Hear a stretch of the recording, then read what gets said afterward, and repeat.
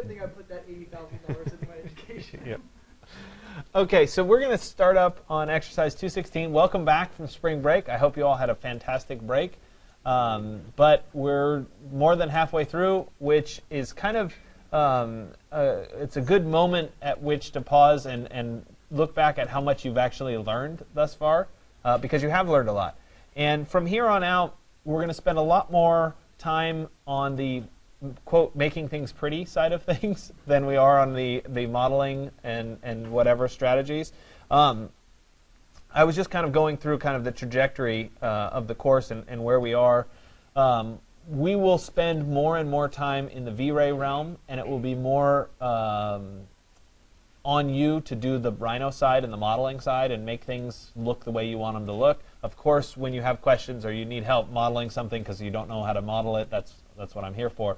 But we're going to spend a lot of time today, certainly in V-Ray, trying to make things look good. Coming up very, very soon, you're going to get your final project for the class, and you'll get a couple class days to work on just building up the model that you need for that, and then we'll actually work with that final model throughout the remaining month and a half of the semester.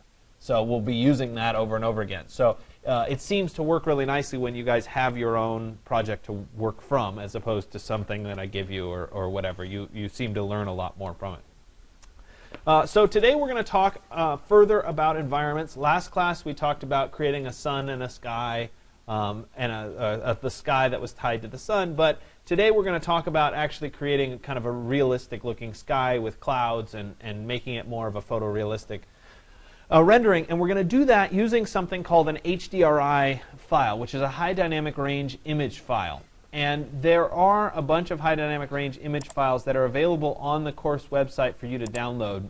Some of you may have already downloaded them, and of course I didn't log myself in. But if you go to Resources, Downloadable Resource Packages, on this page, under the 136, I have to log in, one of these will say HDRI sample files.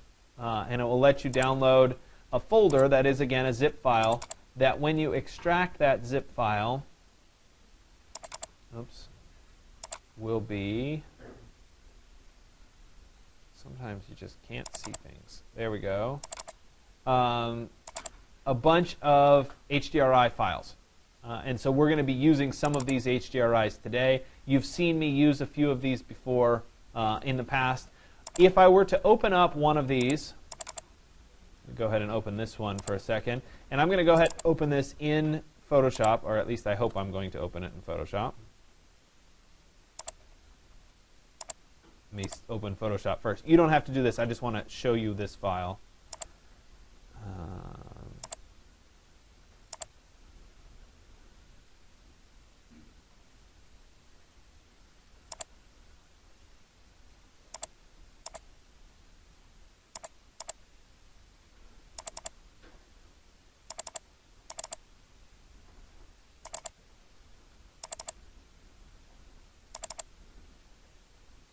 So what this is, and for those of you that have done 135 before, you recognize this as a spherical panorama. So this edge over here goes around and connects to this edge that's over here. This bottom connects at the bottom of a sphere. The sky goes all the way up at the top of the sphere. So this could be mapped inside of a sphere that was around us, right? So it represents an environment from a particular site or building. If you went to a site visit, for example, and you had the technology to do this, you could actually photograph the site in this manner and then use this as your background imagery for your rendering. And so no matter where you looked, you'd get a photographic backdrop of your particular design. For the scope of what we're doing in this class, we're not going to go out to Point Reyes and take one of these images, nor are we going to hike up into the Sierras with their 10 feet of snow plus and take an image up there. So we're going to use other images that mimic certain sky conditions. And so this is one that I've used in the past rather successfully. It happens to be in Malibu, but it works decent as a coast scene with some ocean. So people seem to like it and have used it. This is one that I found online that was available for free. You guys can do much more searching beyond the ones that I have available. I try to make the ones that people tend to use, more available and easier to use. We have a cloudy sky one that's also available today. Looks like there's lots of conflicted versions right here. Oh, let me see, cloudy sky. Where is? Find the one that's.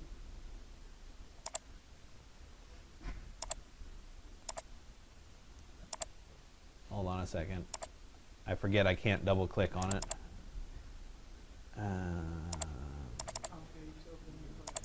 Yeah, I just want you. Oops, that's the GI version.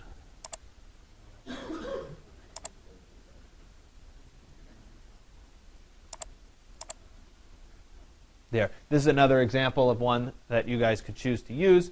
Notice that we've got a bunch of clouds. We've got a sun in this.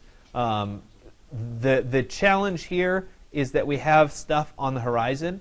For the scope of our renderings in the city of San Francisco, if we're shooting where we have buildings in the way, they're going to block all of this stuff along the horizon. But if we were using this image to, say, look out in the ocean where it went off to the horizon, then we'd have little trees that would stick up off the horizon because you see the ground underneath. And so I'll explain this a little bit more as we go along, but I like to at least point this out. Now, there are also versions that look like this that you may download or you may find. These are the illumination files that go along with the background. So this is the photographic image of what the background looks like, and this is a blurred version of it that's providing global lighting. Because if we looked at a scene, right, obviously we have a sun here that's shining down onto our scene, but we also have reflected light that comes off of the various clouds that are in the sky that light from multiple directions. And so we need to be able to mimic that global illumination as well, which is where one of these blurry images often comes in. If you don't have a blurry image, if you only have this, the photographic image, you'll just use the photographic image as part of the backdrop. So let's actually see these in practice on a Rhino file. So I have my file from last class. I've resaved it. I did a file save as, so I'm working on a fresh version of it. I've placed my building into the scene. It's a linked block, so it's not even embedded. It's linked, which is why all of my layers pertaining to that are grayed out. I can't actually do any edits to them. But I'm going to create a new layer, and I'll call that layer environment. And I'll put it at the bottom of my layers. For some reason, I like it to be down at the bottom. And then underneath the environment, just like we did last time, I'll have a sublayer for sun. I'm going to have a sublayer for something called sphere, which will make more sense in just a second. And then you might have a sublayer for infinite plane. In the case of this San Francisco city model, I have enough ground, so I'm not going to worry about the infinite plane. So let's go ahead, and I'm going to turn off the background model. I'm going to turn off my skyscraper. I'll leave the site active for right now. And I'm going to make my sphere layer the current layer. And I'm going to draw a sphere. Oops. Here underneath the box tool. I'm going to draw a sphere. And it doesn't really matter the size of that sphere. And I'm also going to create a sublayer for an infinite plane. And even though I don't need it for the final rendering, I'm going to use it as part of this little exercise to get the environment set up correctly.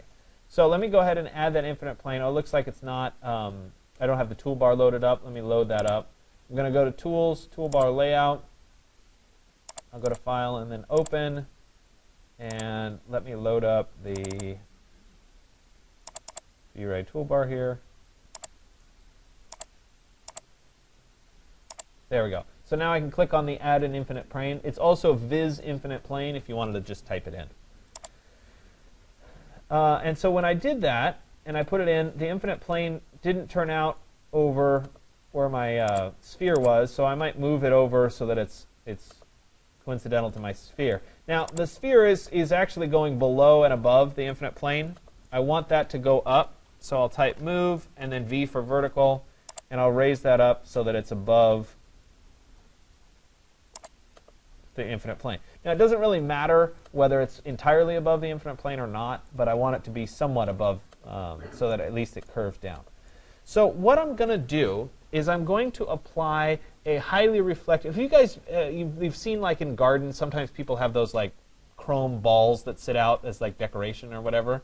Basically what I'm going to do is I'm going to create one of those so that I can look and I can peer at looking at the sky above me. So I'm trying to create something that's a reflection.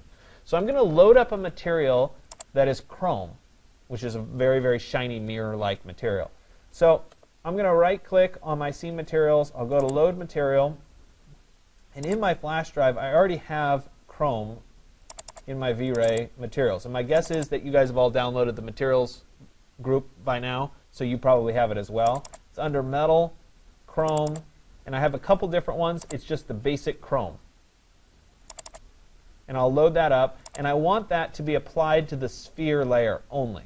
So I'll right-click and say Apply Material to Layer, and we'll put it on the sphere layer. And I'll go ahead and say OK. So there, it's listed as chrome, which is exactly what I want. The infinite plane has no material assigned. That's fine. I just want it plain white. And now I need to go ahead and put my sun in the scene. So I'm going to add a V-Ray sun. And once again, we went through, this is the same options that we went through last class. I'll uncheck manual control. We'll come down here and pick a city that's close to my, so I'm going to take San Francisco.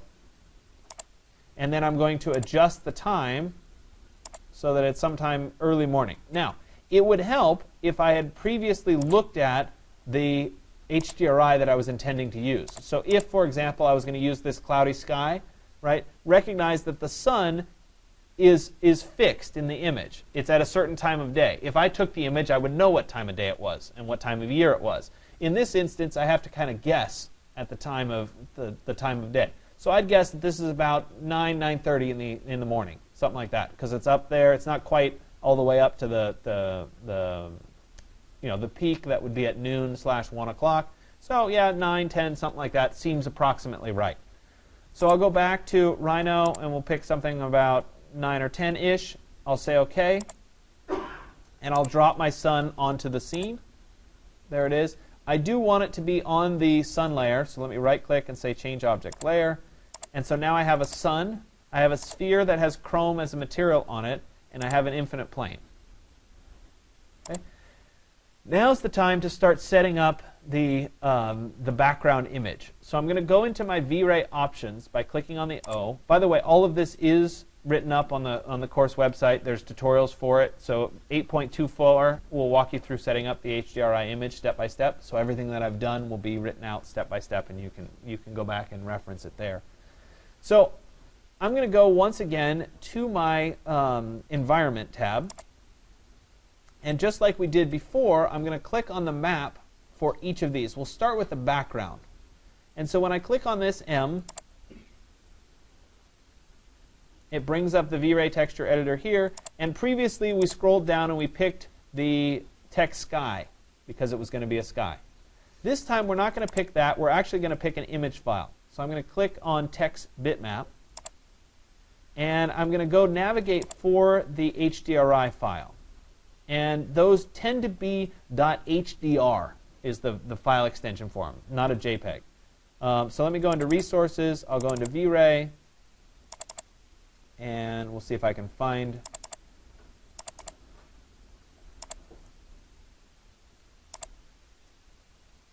Oops.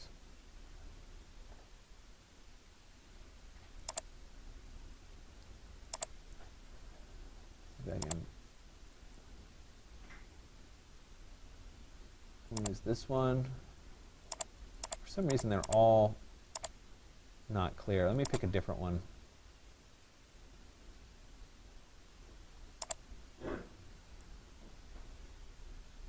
I'll use the Malibu one for now. OK, so there it is. This is the background image. And so I'll go ahead and double click. Oh, I thought I picked it. Sorry. Try to. My dialog box got hidden behind. Good old V-Ray, right? Yep, thanks, guys. There it is.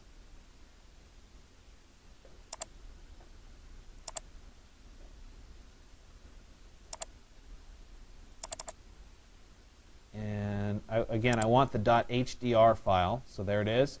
I'll click Open. Okay, so now I have that loaded. If I click Preview, I'll see a little bit of a preview of it. Unfortunately, it's not quite set up yet. I have to come down here to the bottom under this UVW, and I don't want it to be a general channel. I want it to be an environment.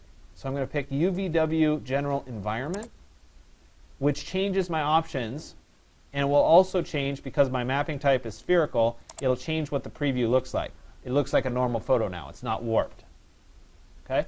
So I've got that set, and I'll go ahead and say OK. Then I'll come up to the GI or skylight and do the same thing. So I'll click on the M, text bitmap, and this time I'm going to pick the one, hopefully it has an underscore env.hdr for environment. This is the, or it could be underscore GI for global illumination. This is the blurry one. Again, if you don't have the blurry one, you could pick the plain one. It would be fine. But for the lighting purposes, it's nice to have the blurry one. And I'll go ahead and I'll click Open. And then I'll click OK. Oh, excuse me. Before I do that, we'll come down here. Not a general channel. We want it to be an environment. If your rendering doesn't turn out, chances are you didn't change the UVW type to environment. That's one of the big hang-ups that happens for people doing this rendering. Once again, the mapping type is spherical. If I hit Preview, it kind of shows up there. And I'll go ahead and say OK. OK, so all of that's done. So now, if I were to do a render of my scene, get the scene back, I'm just going to do a quick render. So I'll go into my options, and I'm going to set my output to be rather small. So 320 by 240 is nice and small. We can go ahead and do a quick render of it.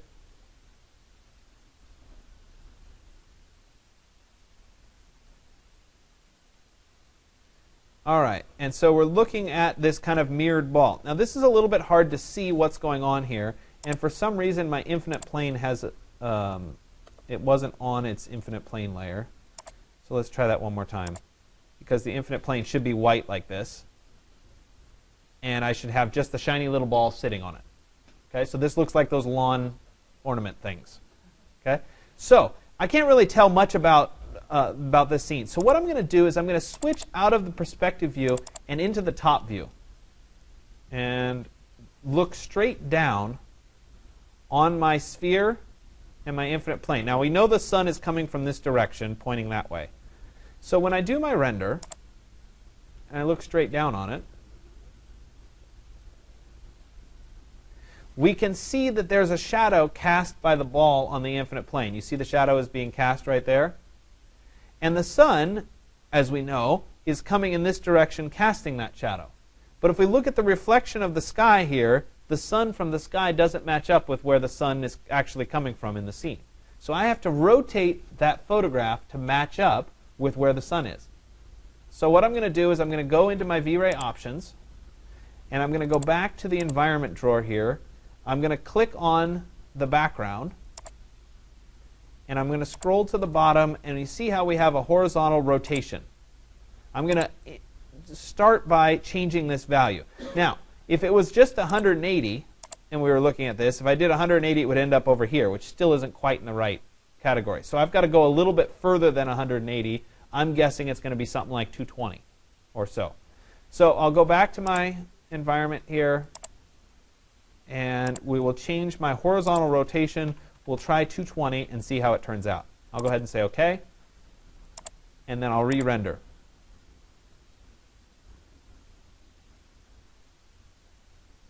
So now my light spot, which represents my sun, is pretty close to where the shadow is. It probably needs to go a little bit further, so maybe I'll go to 230. And this just, again, it's a quick render, so it's fast to do this. Once again, I'll adjust this, and we'll go to maybe 230. I'll say OK. The rotation is in the clockwise direction.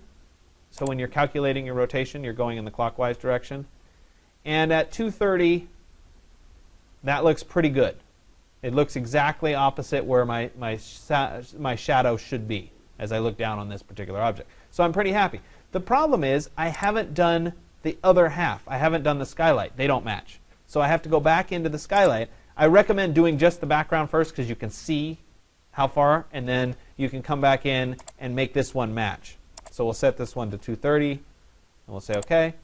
And so now both my sky and my background and my sun, all of them match up correctly. So I'm going in the correct direction. And so now it's just a matter of being able to do the actual renderings. So we'll double click. I'm going to turn off the infinite plane. I'll turn off the sphere. I'll turn back on my model. I'll turn back on the building site's already on. I'll turn back on my skyscraper. We'll go into my, let's go into perspective 2 here so we get that little bit. I'm going to once again adjust my options. Maybe. Gotta love V-Ray. Happens to me too, right? Let me go ahead and save this file real quick. Yeah. Good idea. Why stuff? Especially with all those layers on.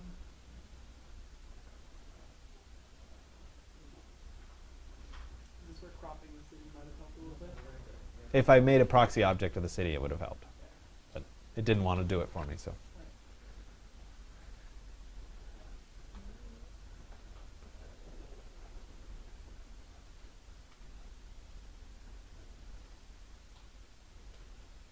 Apparently, I shouldn't have tried to save it. Right.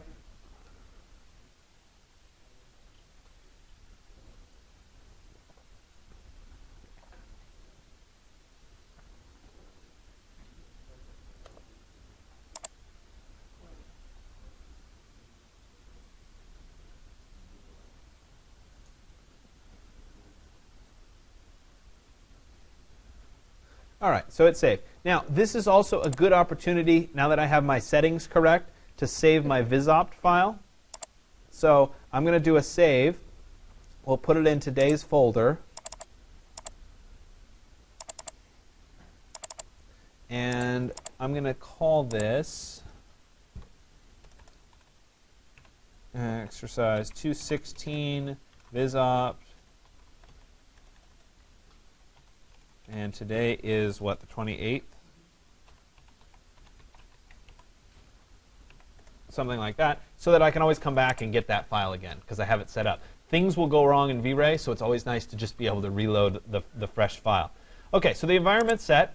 I'm going to do a different rendering. I don't need it to be this small. I want it to be a lot taller. So we'll increase the value here to maybe 1,000 as I do the first round of rendering and check to make sure that I like what I'm seeing.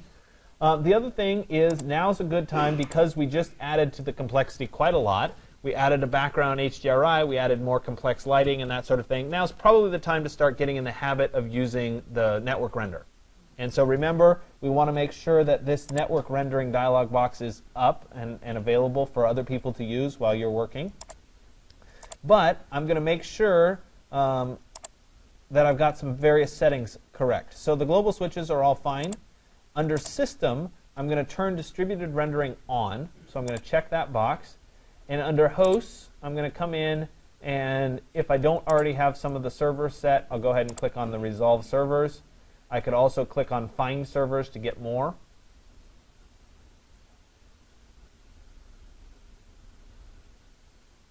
And hopefully it won't crash. Get me.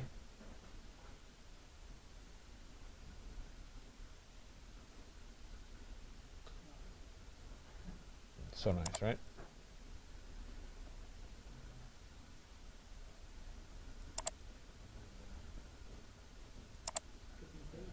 Yep, exactly. That's why I saved. So we're going to close that down, and we're going to try this one more time.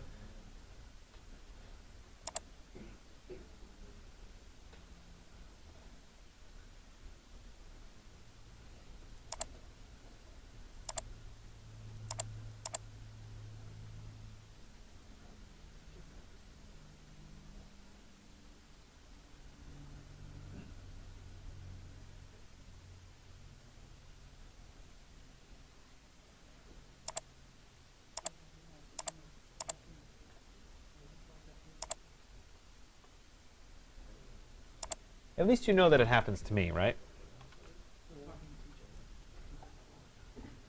Yeah, it's not just us. No. Clearly. Yeah, I know it's not responding. Well aware of that. That's why we're here.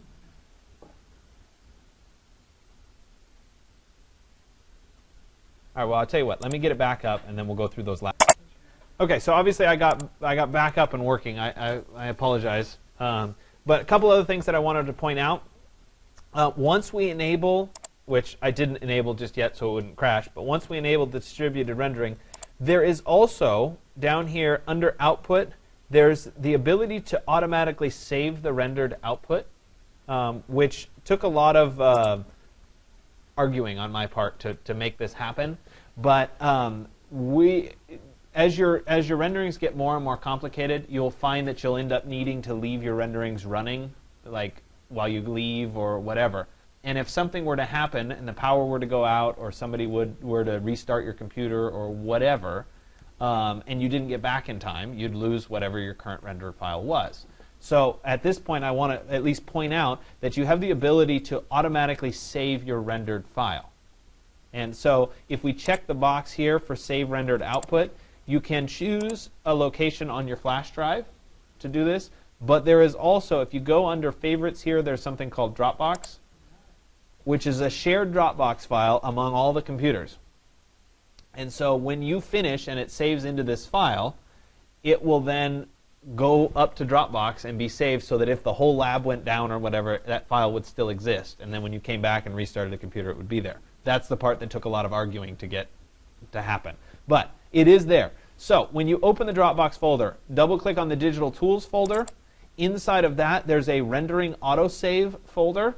Okay? We want to be inside of that. And then I would strongly prefer that you create your own new folder. So I have a folder called Grant Adams. Make a folder with your name on it and save your work into that folder. You can even put a subfolder in with the date, which would be even better. Because periodically, part of the agreement is that I have to go in and clear this out and delete old files. So as the file starts to get large, right, Dropbox is limited in size, I'll go in and I'll purge old stuff. So this is designed to be a short-term solution, not a, I'm going to store all my files for the semester in this folder. Okay? So I have a folder for today. I'm going to make sure that I'm saving my work, and we'll call this Exercise 216. And I'll even put a date on it so that I know. And I'll go ahead and click Save. Okay, so it's going to automatically save it to that. I can also choose to save the alpha file as separate, which I like to do. It will not save all of the other channels, so it doesn't substitute for that. Channels are something that, if you get into Photoshop work, can be very, very useful. They're available under VFB channels, where you can save. If I hold down Control, I can save the alpha and the Z depth, which is a great one. I think I've shown you guys this before, and so I usually turn a few of these on. I also turn on this background. There we go. Okay, so now that I have all of those set, I'll go ahead and do a render. Now, it's always useful to do a small render first to make sure that my settings look right. So let's go back to do a really tiny render. Maybe I'll drop this down, 320. And let me get my view aspect so that it's matching my screen. And then I'll go ahead and do a render, and it'll be a very small render. And we'll see, does the sun look right? Does my scene look right? The lighting look right? Is the exposure correct?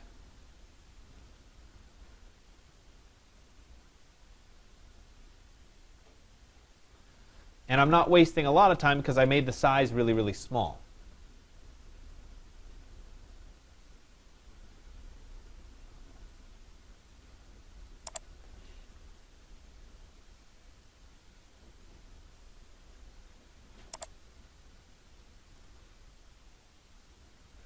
So I'm going to let it keep going, but my gut reaction is that the sky is too dark. The exposure of the buildings seems right, but the sky looks too dark in this upper corner. So I need to go back and adjust that. That's why I recommend doing small test renderings before you do a large full-scale rendering. So the sky looks too dark. I'm going to go back into my environment. I'm going to go back into the background. And I have the ability, I don't have to go into the background, sorry. I have the ability to adjust it right here. So it's at 1.0. The higher this number is, the lighter the background will be. So maybe I'll go to 5.0. and I'll do another test render. And we'll see if it looks any better. So there, we can already tell in those initial that it's much better. So that is not something that's a scripted value. So I'm not going to be able to say, oh, you always turn it to 5, because it's completely dependent on whatever the scene is that you're rendering, the HDRI image that you're using as the background, the global illumination setting. So there's not a prescriptive answer for this. It's just something that visually you're going to have to look at and decide, does it look right? So now that this appears right, I'll go ahead and I'll go back. I canceled that rendering. I'll go back to my output, and I'm going to adjust. The width will stay the same, but I'm going to make the height a lot bigger. And so I'm going to unlock the image, and we'll go up to maybe 1500 in the height.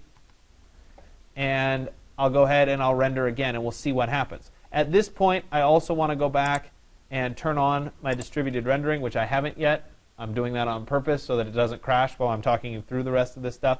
But I will go ahead and do that and then do a render, and you guys can see what the end result would be with my sky and my background the way it is. Tyler pointed out that not all of the HDRIs are there, so I'm going to have to go through and update a few of the HDRIs, and I'll do that right after I finish this. All right? Are there any questions? It's not a lot of content for you to digest today. It's relatively easy. The problem is that there's a lot of little tiny checkboxes that can go wrong. And so just pay attention, take your time, don't rush through it, and you'll get all the options set right. Remember that I also set it up on the Digital Tools site, so if you follow along under V-Ray, which one is it? 8.24, I think, HDRI. That'll walk you through everything that I did today and how it's set up. The only difference in the 8.24 that's written up online is that I didn't go into the top view as I look down. Some of it's hidden here. I did it from the side. To me, it's a lot easier if you go into the top view and look at the sun in the top view with the sphere. So I'd recommend doing the top view. No questions?